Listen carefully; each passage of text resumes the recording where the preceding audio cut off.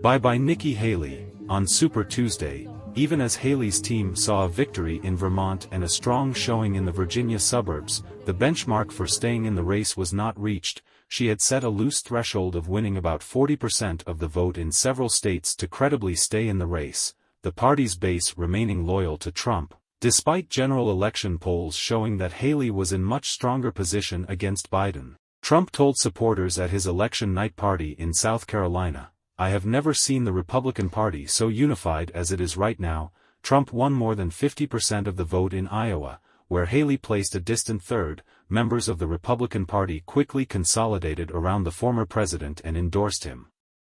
Former 2024 candidates, including biotech entrepreneur Vivek Ramaswamy, South Carolina Senator Tim Scott and North Dakota Governor Doug Burgum, campaigned with Trump on the eve of the New Hampshire primary. Florida Governor Ron DeSantis also took a parting shot at Haley as he exited the field, calling her platform a repackaged form of warmed-over corporatism.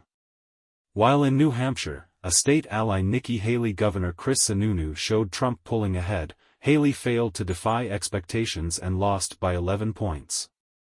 Former South Carolina Governor Nikki Haley will announce Wednesday that she is exiting the Republican presidential race, clearing the path for former President Donald Trump.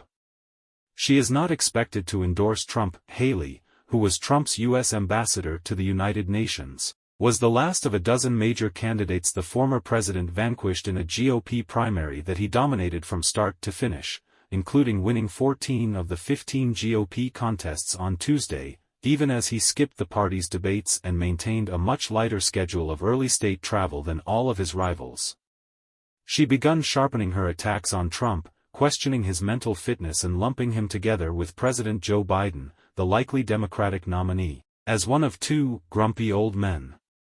Haley became the first Republican woman to win two primary contests, Vermont and the District of Columbia. The wins prevented Trump from being able to say that he shut out Haley in every state, but the victories were not enough to award her with a significant delegate count, but her home state of South Carolina served as her fourth straight loss in 2024.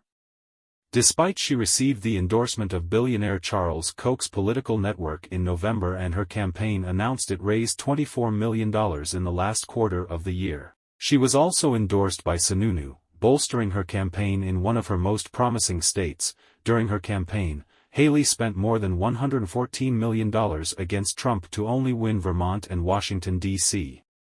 More than 75% of the money she raised during the campaign was from large donors, open secrets figured.